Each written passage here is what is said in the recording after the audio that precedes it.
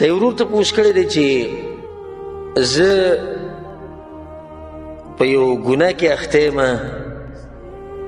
او هغه ګناه دا ده چې زه په خپل لاس سره شهوت پوره کوم او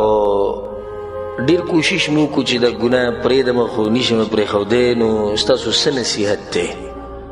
الجواب: زه درته په الله قسم خورم روزانه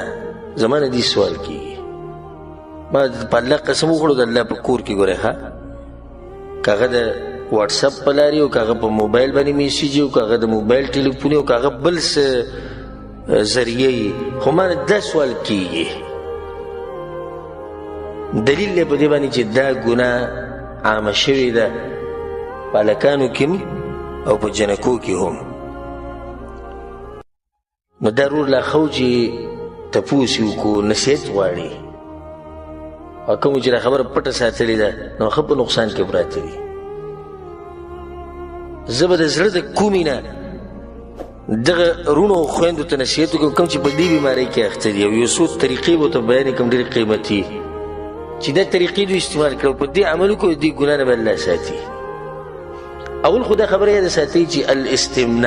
استمناء دې ته وایي په خپل لاس باندې مني ویسته، که هغه هره طریقه خو د دغه استعمال پکې نه وي، لکه زنانې مخې ته نه وي، هلک نه وي، په خپله لیږي او دغه شان زنانه هم کوي. دا حرام دی د قرآن حدیث په رڼا کې. الله سبحانه وتعالی په قرآن کې دا خبره کړې ده، د مؤمنانو صفت ذکر کړی والذین هم لفروجهم حافظون. مؤمنان هغه دي چې د خپلو عورتونو حفاظت کوي الا علی ازواجهم وما ملکت ایمانهم، مګر دا چې د خپلو ښځو سره که عورت استعمالوي یا د وینځو سره نو بیا خو هېڅ خبره نه، فانهم غیر ملومین، الله وایي دوی څوک نشي ملامته کولی. سړی به چې په دې کې کوم ځای کې دلیل به کشتي که واوره مخکې الله څه وایي فمن ابتغى وراء ذلک،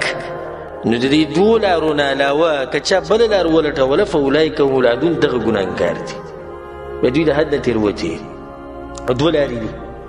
الله دې ذکر وکړو، یو شهوت پوره کول د خپلې ښځې سره، دویم شهوت پوره کول د چا سره؟ د وینځې سره. درېیمه لار که هغه هره لارې په لاس باندې مني وباسي والعیاذ بالله پردې ښځې سره لګیا دی، که دی هلک سره شهوت پوره کوي، دا ټول په دې کې دننه راغلي، دا کار حرام دی. حدیث کې هم د عبدالله بن مسعود رضی حدیث دی، وی چې کنا مع النبي صلی الله علیه وسلم شبابا لا نجد شیئا، وی موږ ځوانان هلکانو د رسول خوا ته به ناست او سره نه و لکه څه مال موږ څه نه و، غریبانان ډېر ځوانان دي چې د رسول په خوا کې به ناست او به غریبانانو، او د رسول سلم یو اوچت انسان د هغه اوچت سوچ د ملګرو حال احوال به معلومول، تپوس به یې کو تا واده کړی دی نه دی کړی، کله به کې د رسول سلم دا حرص دی چې دی د ګناهونو نه بچ شي، او دی حق پرست عالم د هغه هم دا طریقه وي، ځکه چې د عالم د امتیانو لپاره داسې لکه پلار د بچو خیال ساتي. نو رسول سلم موږ ته بیا نصیحت وکړو چې یا معشر الشباب من استطاع الباء فلیتزوج،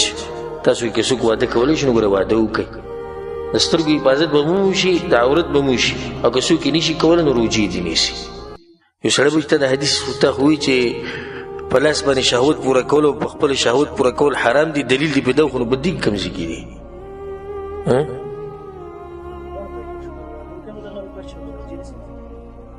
نه، په دې کې دلیل دی چې دا کار ته چې کوم کې ده حرام دی، او هغه داسې روجې نیوه اسانې دي، او که په لاس باندې شهوت پوره کول اسان دي. څه اسان دي؟ شهوت پوره کول اسان دي. ولې رسول سم دا ګرانه طریقه ښیي؟ بیا ولې رسول سم ته پته نه چې داسې یو طریقه شتي؟ پته ده ورته که نه پته؟ نه یې ښیي، او ښه اسانه طریقه ده، خو ویې نه وي چې تاسو کې څوک واده نشي کولی، هغه خیر دی، ځان له د خپل شهوت پوره کوي داسې ونه وي، وایي چې نشي کولی یو روجې نیسه که نه، دلیل دی په دې باندې چې دغه کار حرام دی. د هغې نه بعد بیا راځو یو څو نصیحتونه، هغه دې رونو او خویندو ته کوم چې په دې کار کې اخته دي. اولنی نصیحت